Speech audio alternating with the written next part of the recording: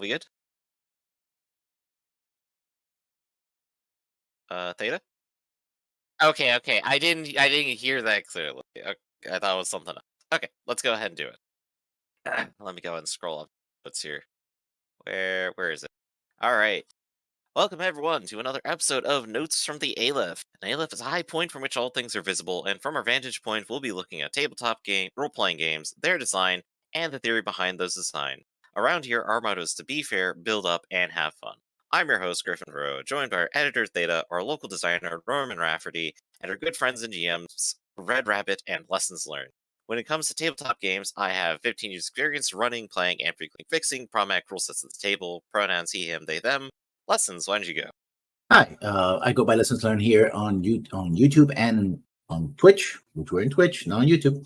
Also, you can find my novel, Nights and Stars, over at Amazon.com. And I run the Sunday game here in Shadowrun Mirror Souls. And I like to talk about design and experience and divulge many years of playing not so great games in the process. There we go, Rafferty. Oh, hello, world.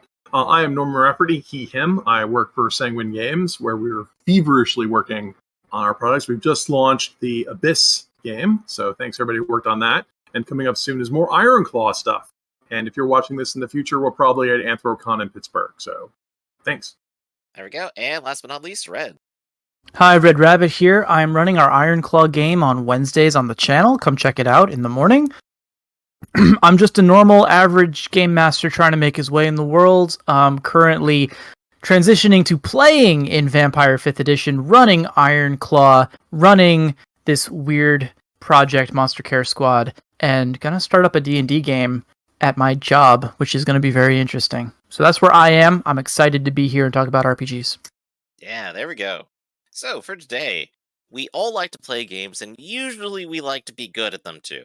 When we fully understand the rules of a game, we play better, and for RPGs that usually means more efficient, purpose-built characters, the creation of which is usually called min-maxing. These characters are by necessity valid within the rules of the game, but there's disagreement often if the creation of these characters is against the spirit of the game where we're meant to impersonate real-seeming characters and not these hyper-optimized ones. And often, these builds are also accused of being against the spirit of the rules they use, that the tools that are used are not meant for optimization. Today, we'll be taking a look at the great debate ourselves and asking if the rules as written violates the spirit of the rules. So, with our most contentious topic possible here on the table, who'd like to go first and be completely blasted by the internet? Lessons, okay. I hear you going up to the gallows.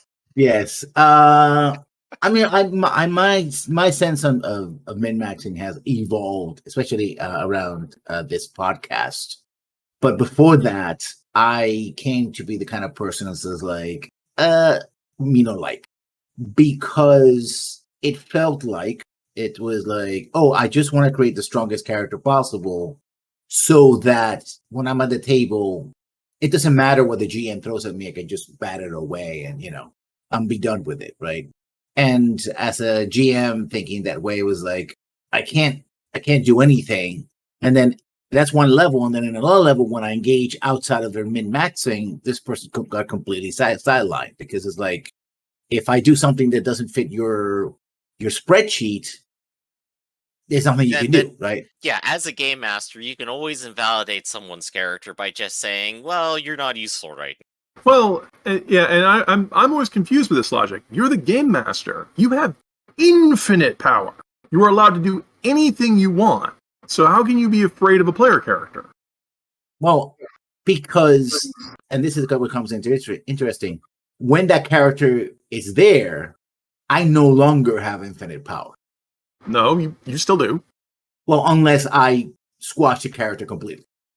Well, I mean, I can understand where you might be worried that if you have one min-maxer in the party and the other people aren't at the same level, then you can get a little scared that anything that would challenge the min-maxer would be something that would totally wipe the floor with everyone else. Is that what you're saying you're scared about? Basically, that's my experience right. As a player and as a GM, where as a player, you're like, oh, this person is doing everything, and we're like, oh, okay, I guess we take care of those moves. Well, now hold on. I want to I want to specify a difference here between this player is doing everything and MinMaxing. Now, MinMaxing is when you have maximum power with minimum risk, and that too. There's a difference. We should clarify that there's a difference between the character who can do everything and the character who does one thing amazingly. Because this has been 0 days since Rafferty has shat all over Dungeons and Dragons. Like Dungeons and Dragons, for example, tells everybody, okay, you guys are all going to suck at something. Fighters, you're going to be stupid and terrible at magic. Wizards, you're going to die in one hit. Clerics, you're OP depending upon who's arguing this day.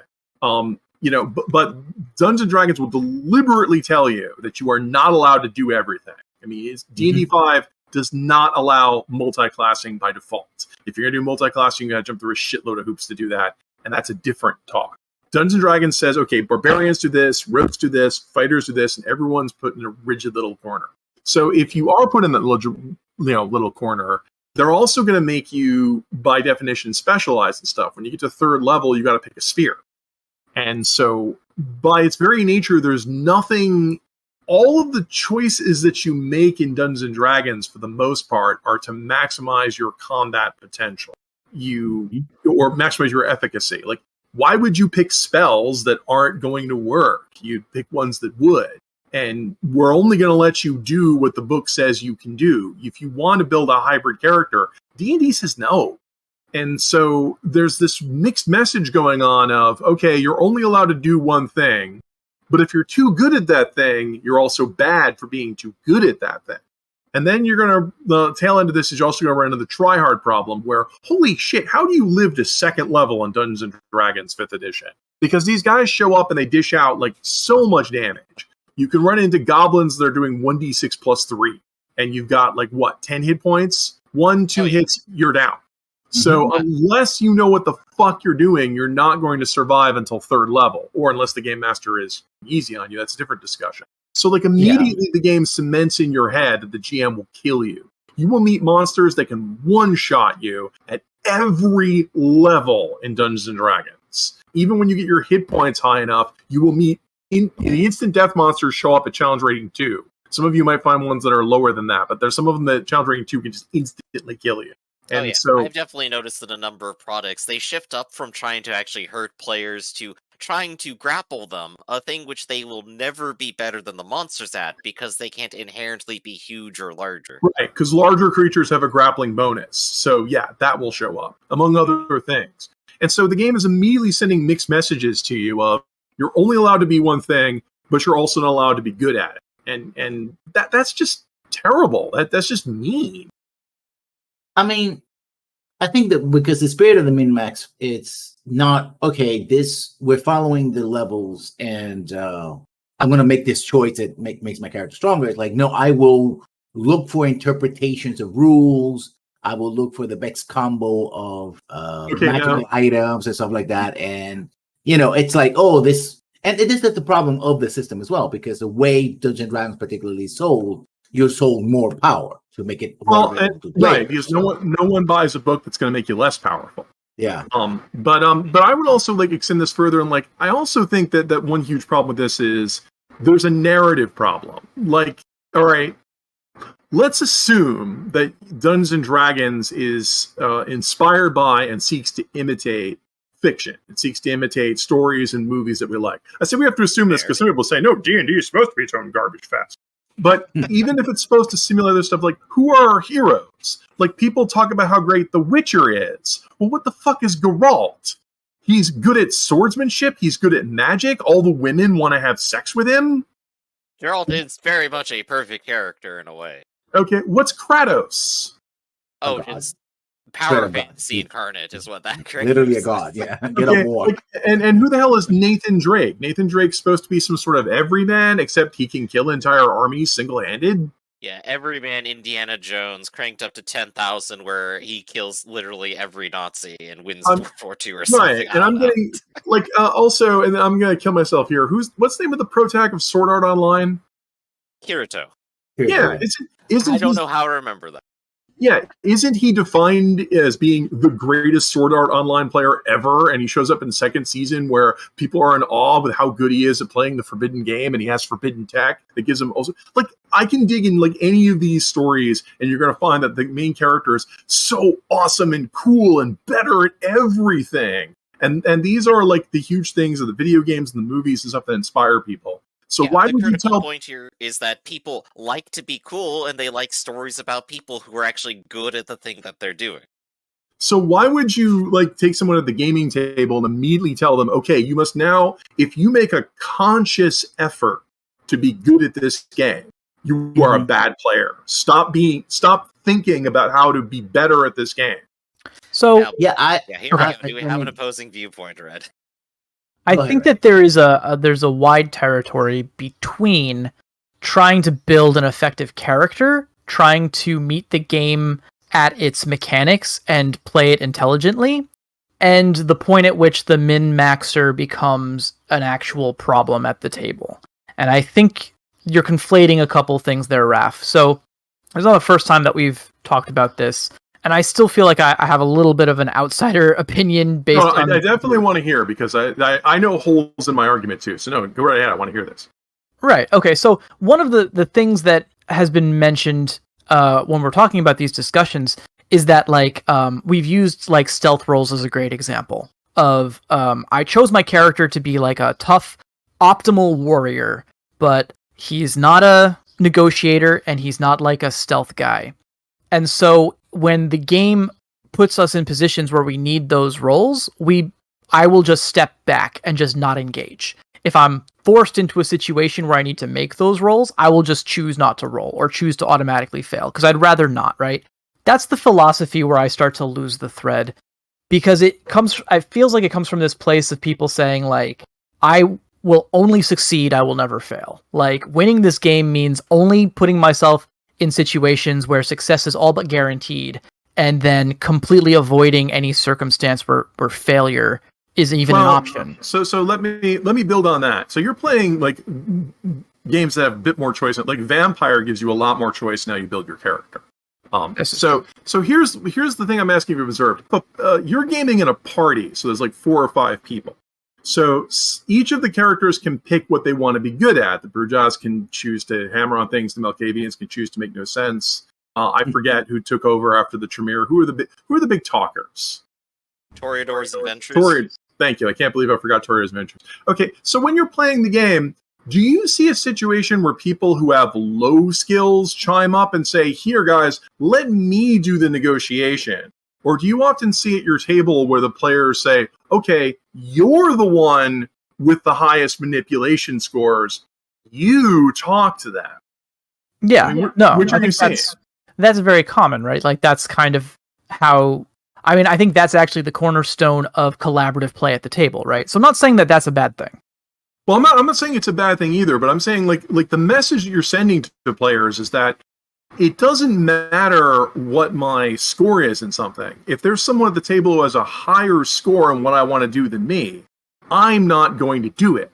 Like there's no point in me putting points in presence or manipulation if someone else at the table has a higher score in that than me.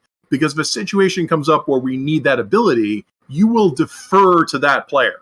I could have a 1, I could have a 4, it doesn't matter. If they have a 5, they're the ones who are going to lead the charge. So you're like, you can tell the player all you want, don't minimax, but are you rewarding the player for broadening their points at all? This is fair. I think, though, that like what you're kind of arguing for then in this situation is a game where everyone gets one skill that no one else can have, and then they just are like up to bat whenever that skill is in play, right? Like, well, no, let me tell you what I'm arguing for, so people can tell me I'm wrong. Okay. Because it has been 0 days since referees brought up D&D 4th edition. I thought the D&D 4th edition had a neat idea with the skill challenge, which is where you would, like, something would come up, like we have to cross the river, or we have to negotiate the peace treaty. All of us show up and participate, and we go round robin where each one of us throws a skill at it. But I heard from players who hated this, And they would say like, well, I'm the fighter and I resent this because I'm being forced to participate in a skill challenge where I have none of the skills. I have no negotiations. I have none of this because the game was, first of all, designed that it didn't even give me the choices, which means this wasn't even a bad player choice. They didn't even have a choice. But also, like, they feel like now I'm setting the team up to lose because I'm being asked to do something that my character is bad at. And then when I'm bad at it, I let the entire team down. So, you know, like, I have to wonder, skill challenges didn't show up in D&D 5. D&D 5 just said, nah, there's no skills at all. We just have combat. Now, Sure, here's but- a fun little addendum to that. So, Vampire Requiem, when you let the party down, you can give the party experience points. Oh, yes. So the you're learning encouraged to experience actually theory. try to do things that you're still bad at, because if you fail at them, you could choose to fail really badly, and everyone gets a beat. Well, see, that's a good It's idea. hilarious. Well, that's if you're playing the performative. Let's play to be interesting. Which, once again, I'm not saying is Yes. bad, right? I mean, Yeah, which is that's what kind of Requiem seems to go. right. I mean, the thing I'm kind of getting at, I guess I would say the basic theory is if you're going to tell players minimaxing is bad, then you better somehow, in some way, be rewarding them for not being minimaxers. Because if you tell them don't do what you want to do, which is be good, I need you to suck. I need you to be worse than you could possibly be. I need you to choose to be worse, and then not give them a reason to choose this. Like, I mean, why are you doing I guess I can't think argue that. I'm going to go, I think, with something I picked up from Red who was saying is that, and what I call the sort of the magic number threshold, because you do have players, and I played with them, where the expectation is if I put all these points here, it's not that I'm better than someone else, and I should be the point person when it comes to negotiation, combat, jumping across trying to chimney through a laser, web or something. It's, oh, there's a laser web. Doesn't matter. I have this ability, so I'm just going to walk and they're never going to touch me, right? It's like, there's the rules says, no, hey, the rules gave me this ability that I'm invisible to lasers, so I picked that, and that was in that book that you never read, but you should have, because I wanted this particular ability because I knew one day you're going to put a laser web, and I wanted to be immune to it. And I'm going to stop right there. Once again, Rafferty's going to object to, why did you have a session 0 and then not listen to the player when they took that ability? I mean, something happens in the first time. Sometimes, I mean, also, you might not know that. But I'm playing devil's advocate here, and why did you let the player take an ability that you're then going to stomp on their face and tell them it doesn't work? I mean, because if you say no to the player tends to pout. Well, but you're being a jerk. I mean, if I showed up at a D&D game to play a fighter and you kept like throwing us in jail and taking away all of our weapons, I would be complaining that, like, guys, I can't do anything unless I have a sword. You could just say, well, it's dramatic. This is how all the Elder Scrolls games open. And I, played one session that was all talking and one session that was all stealth, and we haven't get any weapons till the third adventure. I might say as a player, I can't really do anything because all of my abilities are tied up in swords and shields, and complain about it. And you could argue from a game master point of view, it's like, well, it's my story. But on the other hand, it was like the player elected to play this character, and then you set situations up where their abilities were useless. I mean, you could also run a D&D game where you teleport everybody to an anti-magic world. The wizard has nothing to do. I think the reason is, and let's go with what it is. That used to be the way I used to think, but now I think it's a problem with the rules. It's not the players. Because I haven't finished. Because if you're going to put a challenge that says a laser web, then you shouldn't have an ability that makes you immune to laser webs, right? Right, that's shitty design. I mean, I'll agree with you right there. That I think when you have a player, you give them that choice. It's like, of course, I'm going to take the immune to laser web ability because it might set up like 20,000 pounds of explosives and kill everybody automatically. So I don't want to completely fail, right? I want to be able to get to the next thing, right? So why should I not take that ability? So I think when we say min-maxing. Yeah, go ahead. I mean, there is a reason why you wouldn't take it. And that is, I think we forget that a lot of modern gaming is intelligent design. It used to be that if you wanted stuff to happen, you had to randomly roll it or be a friend of the game master if you're Elminster. But if you, like, when you're picking special abilities, the games are set up that you have to choose one at the expense of other things. If you want to be good at shields, you have to choose to not be good at two-weapon fighting. Even going further back, if you want to be good at melee, You have to choose to not be good at magic. All of these were conscious choices where the player picked one thing over another thing. And so the player could have picked something else. And so if you set your world up to where you're going to punish players for what they did choose, then, the players are disappointed at this. And if we want to set up a world where players don't max out all their abilities, like this is what I'm like, min-maxing itself is if you don't want the players to be maximized in one thing, you've got to come up with reasons of why they would want to make broad characters. Why would I want to pick to have, other abilities that weren't my primary if you're not going to find some way to make being secondary? I mean, Red already brought up that I'll already complain with fail forward theory or whatever. There's no point in me learning anything, there will never be a situation that comes up where I'll say, damn, if only I had swinning, or damn, if only I had negotiation. Yeah. Because the way the game will be set up is the opposite will happen. There will be situations where, damn, I wish I could have done +5 more damage. I could have ended the fight earlier. Or I wish I were immune to laser webs that would have actually helped me here. What are we doing as game masters to encourage players to be broad? And okay, so yeah. Is a good pivot point too, because I think when people talk about spirit, they're confusing maybe with playing the meta of a game, which is something that I don't really see discussed a lot, but has been on my mind. So, hypothetical here for Red, I could build a starting vampire character with 14 dice to dominate any character that you show me. Do you think many characters will have 14 dice to resist? Are you speaking as a game master or as a player? As a game master here. Let's say I made a character who has 14 dice because I get a 5 in a stat, 5 in a skill, 3 in the ability, and a specialization. And you can be above... checks out across all the editions. You can be above 11th generation. Yeah, You could also just have more dice for that too, but I'm assuming we're not... we're going a little lower there. There's ways to mechanically make a character that none of your PCs would have a prayer of a chance of resisting. So yeah, you could do that. And on the opposite side, as a GM, you could also make that character too. That is also technically valid. If you threw out the characters, how do you think they would respond? And if they have a response, then as you as the GM looking at someone with 14 dice, how do you think the NPC's response should or shouldn't be different than the player's response to that?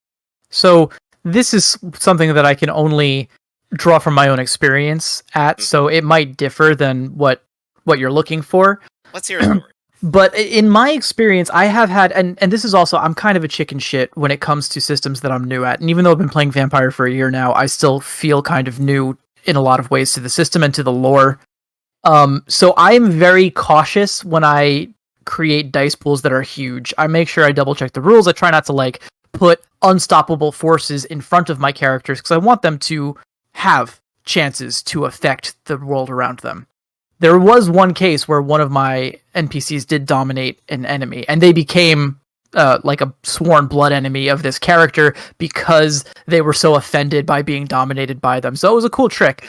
But generally speaking, I think I was happy because when I did place this huge dice pool down, and I'm like, okay, you're gonna have to resist 14 dice. There was an appropriate level of fear and of oh shit, we really shouldn't go about this.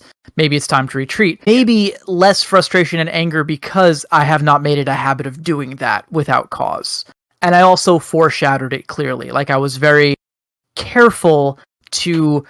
At the time, they had been caught in a mental maze. They were in this weird illusion space in a hotel they couldn't escape from. This guy had been talking to them mentally and had been preparing them for his grand reveal. And I think people were satisfied with that. And just recently, many sessions later, they blew him up with a car bomb. So they were able to solve the problem in a different way. Someone dominating you, car bomb them. There you go. Because you obfuscate car bomb seems to be a pretty dominant strategy in that game now. And that is a great example, I think. So it wouldn't be fair to say having a vampire with a powerful dominate ability is against the spirit of the vampire game, because that's what's supposed to be happening. You should be scared when someone comes up with this ability. But people who deal with that should start acting around it in some way and operating intelligently, and that becomes a meta of how interactions happen when you're aware, someone could literally just rip your mind from you because they want Well, to, and so you start car bombing. Yeah, well, see, related to this, okay, is there's a basic unspoken theory in this, which is that in a role-playing game, any tabletop role-playing game, you are assumed to not be the most powerful person, period.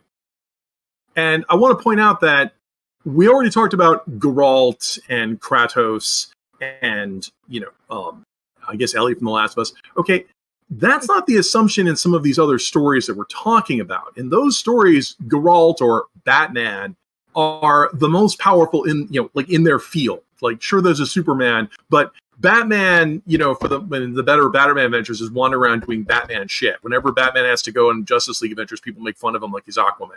But Batman is considered that we consider him to be the hero. We go to see a Batman movie, we expect him to overcome everyone because he's better and more badass than everyone else here.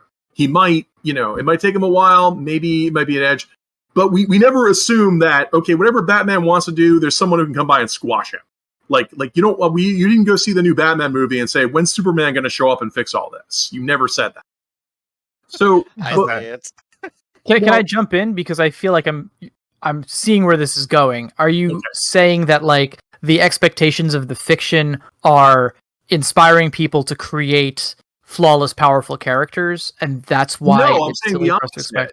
I'm saying the expectation from the game is you are always, like, when you show up in Vampire, they like explicitly tell you, oh no, you're 13th generation. There's a whole entirely huge hierarchy of vampires that are way better than you at anything. And, and they could always come by and crush you. And you say the same thing in D&D. You're not, it's not a JRPG where they tell you you're the destined hero. You're some random murder tourist who showed up someday who might get killed in the first dungeon. You're so low, which once again to me was weird when you start playing the Tyrant Queen adventure, because everyone in the Tyrant Queen adventure talks about you like you're the saviors. It's like, really? You guys couldn't find some second level people? Well, yeah, by the time like you start doing like the council talks, you're level 8, and it does feel like they are you started your like, importance. Like literally after you beat up those first Draconians, it's like immediately they start talking to you like you're the heroes. It was weird to me. I mean, you're right. Eventually, they write it that way, but they immediately start talking to you like that. And but there's that's because I think the people who wrote that are coming from video game land, where they're used to everybody saying follow Freeman, save the humans. That they're coming from that video game mentality, but still the rules themselves are set up to. I mean, come on, you start with 10 hit points, you can get literally killed in one hit. And there's a mentality going on in the game that you're supposed to be a starting adventurer working your way up. I'm not saying that's bad. I'm saying that's omnipresent in the definition. Yeah. That you're supposed to be able to die at any time. But now we have a problem where modern gamers don't expect to die at any time. You don't get a lot of campaigns where people get killed in the first or second adventure. And by killed, I mean permanently dead. Like, people don't assume that you're going to have to go through 3 or 4 adventurers before you get to one with any survivability. People assume you're going to make it. And so you've got this weird thing going on where we don't want you to be too good at the game because we want it to be a challenge. But on the other hand, you're also saying, but a challenge means we expect you to like lose and fail a lot. But on the other hand, we also expect you to fail forward a lot. But we also expect you to make every choice in your character is supposed to be it's a mess. And so basically what I'm saying with the whole meta and the minimaxing thing is we should be looking at the game differently. Like, for example, I already mentioned we need to reward players for the choices that they make. I think we would all agree with that.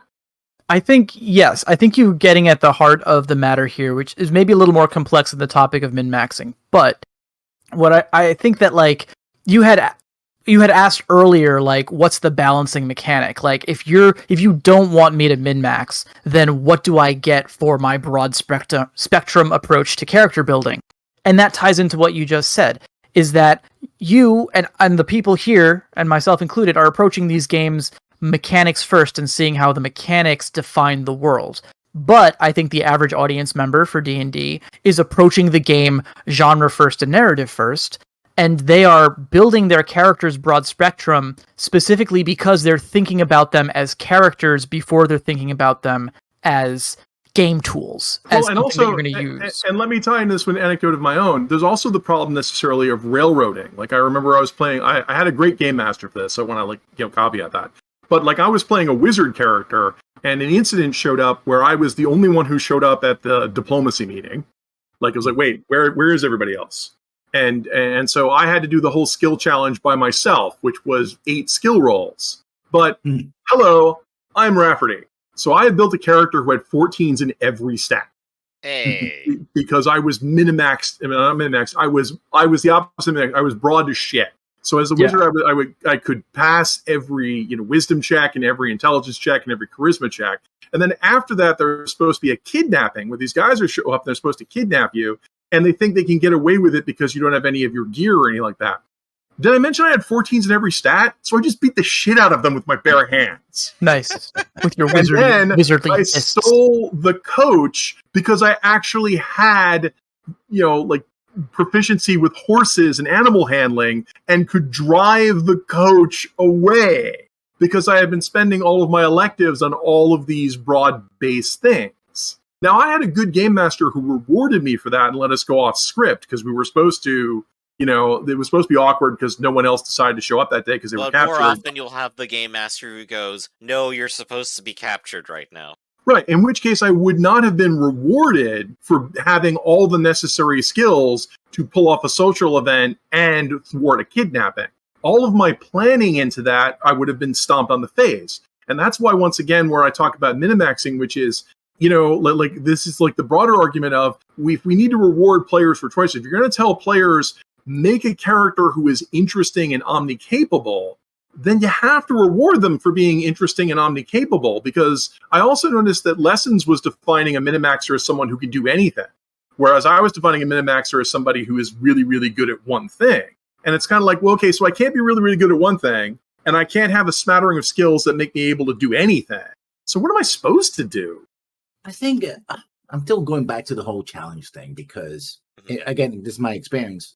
I feel that the min-maxer is not simply someone who says, I'm going to use the tools available to me, but there's an expectation that how dare you actually challenge me, right? Yeah, no, Well, I agree. I will agree with you that there are problem people who look at it that way, who will say like, hey, I'm supposed to be really good at this and you nerf me. And yes, I will agree with you there are bad actors. I'm taking this from the opposite point of view, which is I'm always pointing out that like there are never any players who complained about your game. There are players who said, sorry, I couldn't make it this week. Right. I do think that there's the opposite side of it, where people expect things to work, and stuff should work in a game when you choose to take it. And I think we've had that point That's here it, as a yeah. design topic Yeah. before. If you Right. take something and it doesn't work, it's... It was a So, mistake. You the were being response punished. to the min-maxing to specialize so that the thing you take does actually work when you want it to work is kind of a response to saying, I don't want to be useless anymore. Yeah, no, But I think, but I do think that there's like my problem with it, because I don't have a problem with people who min-max. I have a problem with the tax dodging min-maxer, right? Like I understand you only wanting to play to your strengths, the strengths that you created in your sheet, and not wanting to fail in those areas and specializing. But specialization has a cost. And I don't like the min-maxer that says, oh, because I am a walking battle tank, I have murdered every enemy you've thrown at us for the last 5 combats, but now that this situation requires stealth, I refuse to partake because I don't want to. Well, I mean, not to name names, but yes, you and I have played in games with, I'm gonna drop it. Harmon. Harmon is a character who murdered everything we threw at him because he was an optimal peak top tier murder machine. But when it came to situations where you guys had to talk yourself out of a situation, or where you had to stealth your way through a situation, when you were sneaking into the mines, Harmon's like, I'm not sneaking into the mines. I'm not putting on a disguise. To be fair, that played into his characterization as well. I mean, all right, I don't want to throw anybody under the bus, but there are also like that's what I'm talking about. That's a bigger endemic problem because you're already saying, well, that's part of his character. It wouldn't have mattered if he was the ultimate killing machine or otherwise. He picked that character, and that's where I was kind of going with the loader mulch discussion. It's like, look, if you're having a session 0 and you're having all this planning stuff, you're supposed to be talking to the players. Like this gets way into more performative stuff, which is, like I'm always harping on the Mercer effect and crap. if the way people are portraying a character isn't working for you, the GM and the player should be able to talk to each other and say, I'd like you to try and play your character differently so it meshes better with the story and meshes for better experience for everyone. For some reason, we're not allowed to do this. Like it's like people look at me funny by saying, well, why wouldn't we do this? Like, Matt Mercer does it. Matt Mercer doesn't just get a bunch of actors, throw them on stage, and give them nothing. Everyone works together with everyone else to make a more fun game. Why is it when we get to the tabletop, suddenly it's like, hey, some rulebook some strangers wrote said I could do this, so I can be, I can just be as disruptive as I want. And it's like, I would agree that players shouldn't be disruptive, but why is the only solution to the disruption to just tell the player they can't do it? Why aren't we working with the player to make to find out what kind of character they could play that would work together with everyone else? That's what we should be doing. I think that's a very fair point, right? And I think that's the sensible way to approach. And I'm sorry, I feel like I threw Harmon under the bus. I hope we love you. We love that character. We love you, Theta, and I hope everyone had fun. We did a lot of party splitting. That doesn't bother me personally. But the reason I use it as an example is because again, like, I just don't when you're creating your character, right, and you're making these choices, you are sacrificing one thing for another thing. Like, I feel like philosophically these games, they don't all hit it, but I feel like they strive for a bit of balance where you could generalize and go broad spectrum. You could go strong in one area, but you're doing so at the cost of being weak in another area. Right. And I feel like... And that's where I want to get at, which is, but you have the problem with, there's, once again, Rafferty hates fail forward. Like, okay, what are you, like, we can take the opposite track to this. If you want the player to regret not being broadly based, then you have to do something in the game that communicates to the player their choice to not be able to do this. Hurts, man. Like, I want to talk briefly about the positive stuff. Like, for example, Ironclaw is designed around this. Like, first of all, with Ironclaw, you as the game master can force people to not minimax, because as the game master, you give out the goal rewards. So if you tell everybody you have language Zhongese after the end of this adventure because you all should be able to talk the local language, because that's what would be cool. And someone says, well, I want to buy more killing power. No, you told them to do this. And that's the reason why that rule is there. It's kind of like, you deliberately force the players to be broadly based. And like, I've gotten people give me pushback on that, saying, why would you do that? It's like, because the alternative is if I just give you generic experience points, you just by killing. That's what you do. I think part of it is, so when you run a game, you do want a narrative structure. And the way most narrative structures is that a character is attempting to overcome adversity, and something isn't adverse if it's not, at least in some way, challenging to what that character is capable of doing. It wouldn't be a story if I walked to the store and got my groceries. Well, without any incident. Right, and I would ninjas aren't.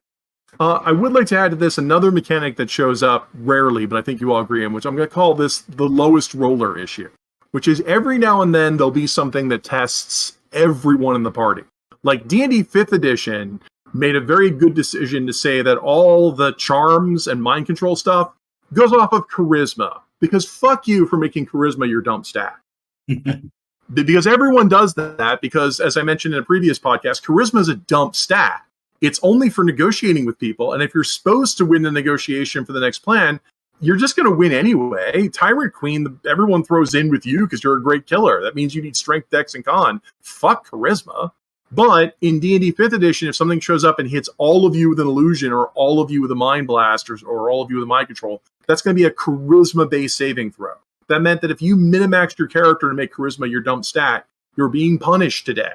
And you chose to make charisma your dump stat, assuming you didn't randomly roll stats. There's also better examples of this, such as the one everyone can think of is the height. Whenever your characters have to go from one place to another, you may inevitably all be required to make some survival roll or some constitution check to do it. And this is when you'll find out who's the weakest and who's the strongest.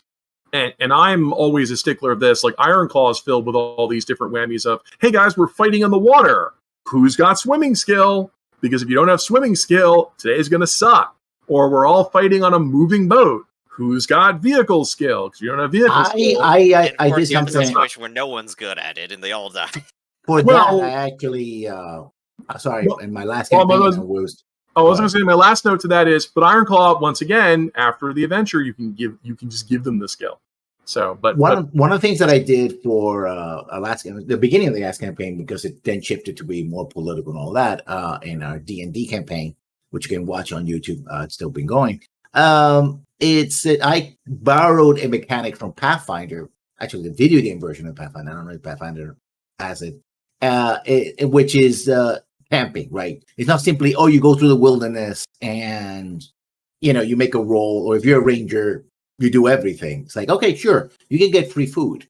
But if you want bonuses, temporary bonuses to a saving throw or something like that, you actually have to catch the food, get the right food, and cook it and do other things. And it was kind of like a mini skill challenge where everybody's like, okay, who's going to be doing the, watch? Who's going to be doing the, covering for the camp? Who's going to be doing, getting the food? Because I said the rule that one character could do one thing and assist another character with another thing, but they couldn't do everything. But see, thank you for reminding me. Yeah, the assist rule was in D&D 3rd edition, and it was the idea that you could give someone else a bonus. It came back in 5th edition, which is if you just assist someone, just give them advantage, which is hugely amazing, and you should always be doing it because it's effectively a +5 to your skill. So anywhere from +2 to +5 mathematically, depending on how far away you are from the. Technically, it's +5 because you roll with advantage, so you take the higher of 2 rolls. That raises your average from 10 to 15. Yeah, if you weren't going to make it in the first place, it's less valuable. But if you can make it on average, it's more valuable. Well, it's amazingly good. It's way better than what's good. Yes. And I also, but I meet people who don't even know the rule exists, and I'll also meet GMs who get angry at it because I think once again it's supposed to be a challenge, so you can't assist them. But here the problem with D&D 5 is you don't actually need to have any skill to assist someone. So there's no reason to be broad-based. I can be a Minimax fighter and assist anyone with any skill in the game. It just gives them advantage. I don't need to buy anything else. But I think there was certainly overlap between the characters, right? A little bit, and they would seek for those overlaps. And also everybody could do a thing, or most people could do a thing. Like the bard could sing and give everybody inspiration. Right, but this doesn't solve your minimaxing problem because formalism versus informalism. If you ask me how many hit points I have to give you a number. That's a mechanic. Whereas if I want to assist somebody, I can just do it because it doesn't matter if I chose a special ability or not. There's no, special things that make me better at this or anything like that. So that, once again, that's a problem I've seen a lot in especially point-based games where you get often I know the stereotype for the Minimaxer is the Minimaxer who's a problem child. Not only did they buy all their abilities at max, but they're obnoxious about it where they're I want to win every challenge I've met. And that's not my problem player. My problem player is me because I will show up at your game and I will be Minimaxed to shit to be really, really good at what I want to be good at. But also, I'm going to be a smooth talker about it. I'm not going to be a problem child. I'm not going to be lawful evil or whatever and just massacring everybody. I will assist people when they have to do stuff. In a diplomatic relation, I will reasonably talk to people. If I'm asked to disarm to go into the palace, I will, because I'm not an asshole. And that to me is the bigger problem because I've met GMs whose brains break when they run into a player like me. They go, I can't challenge Rafferty. He does everything. I don't understand it. Well, so, okay. I don't want to say that min-maxers are a problem because I don't think so. I think the min-maxing situation, taking it holistically and all the pieces involved, becomes a problem when you have what you just said. When you have GMs who feel like they are threatened by very capable characters, and when you have min-maxers who feel targeted when they are faced with situations that they are completely ill-equipped to handle.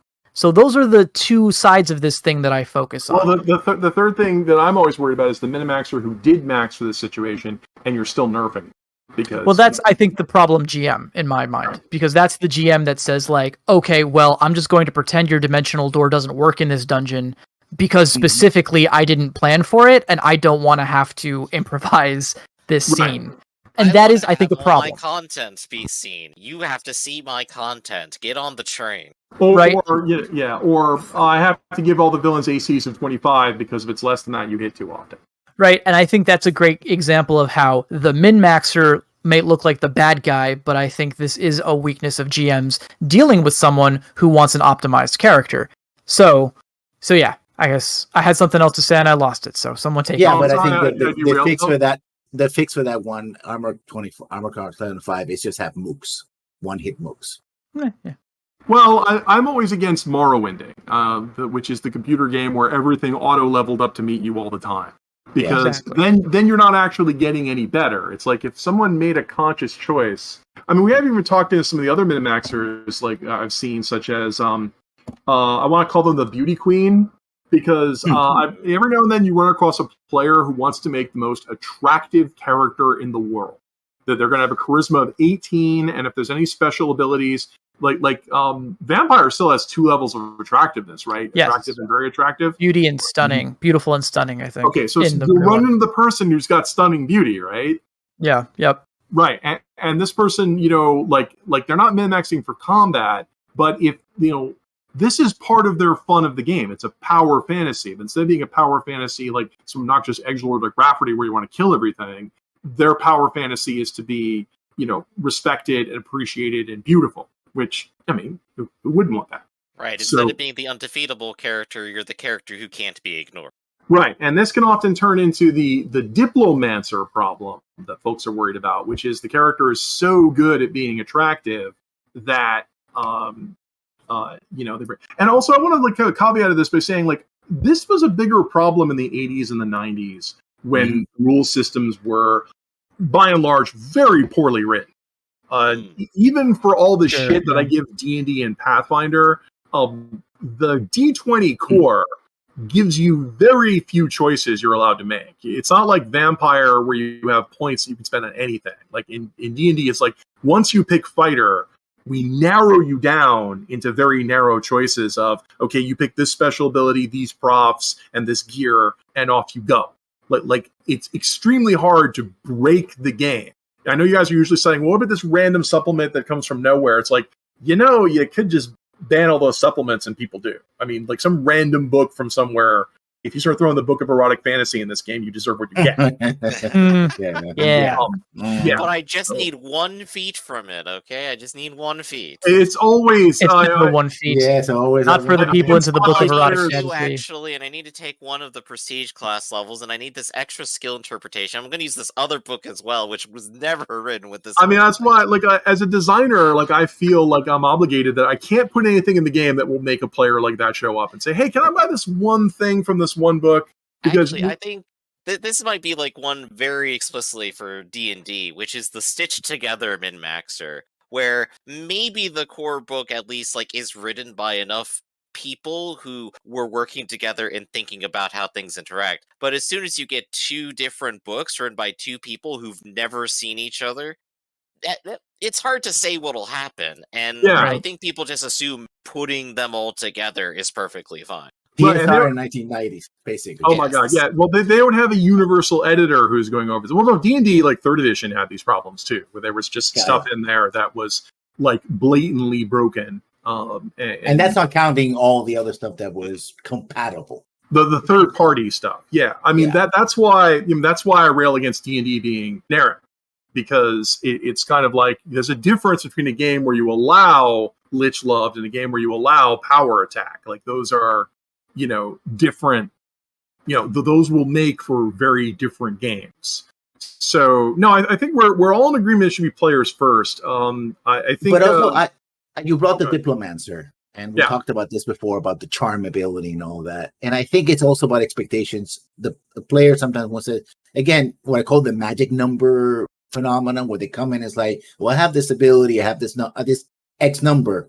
That means that the king has to do what I tell them to do, right? And it's well, they might be amenable to. One king might be sure, I'll do whatever you want, and the other king is I will tolerate your presence, and that's I have to give a big middle finger to D&D 5 over this, because I found out that D&D 4 and earlier, you weren't allowed to diplomats. The rules just said you could improve their opinion of you. So you could improve them from like neutral to friendly. And Yeah. that didn't mean you could make them do anything. It just meant they were friendly to you. D&D That's 5 even older. replaced that. That's second edition, it will have that. Yeah. Yeah, well, D&D 5 replaced that with persuasion, which is if you roll high enough, they do what you want. And fuck you, D&D, because you had something that Yeah. worked and you got rid of it. And again, I think that goes to bad writing and rules, right? It's right. like, Well, but it's also like you were also kiboshing the fun. I mean, a more problematic game is Vampire, because Vampire like puts, like immediately tells you you're special, and then immediately says, by the way, you're constantly mind controlling people so they don't know it's a masquerade. Somehow you're sapping the vital fluids out of people and they're not noticing. So when you add to that, oh, by the way, here's super mind control powers. You're, like a player is going, some people are going to say that's my power fantasy to get whatever I want, whenever I want. I mean, who doesn't have that? And so if a player like maxes that out according to what the rules let them, because remember, we already talked, there's already caps built into it. But if a player looks at those caps and maxes those out, you can't be that surprised when it shows up in fucking Vampire. I mean, it's right there. All right. Yeah. So I think maybe now it's time to get some concluding statements on the top. Lessons, what do you got? I'm moving away from the idea of blaming the player for min-maxing because A, systems tend to encourage you to min-max, and B, systems are badly written to have self-breaking rules in the first place, right? Don't say that something should be a challenge and then have an ability that just doesn't make you better at tackling that challenge, but simply says, forget the challenge. We never care about that. So those are my two statements of that. I'm shifting away from min-maxer means problem player. That's good. What about you, Red? Yeah, I think I definitely agree with that. I think this talk was helpful for me.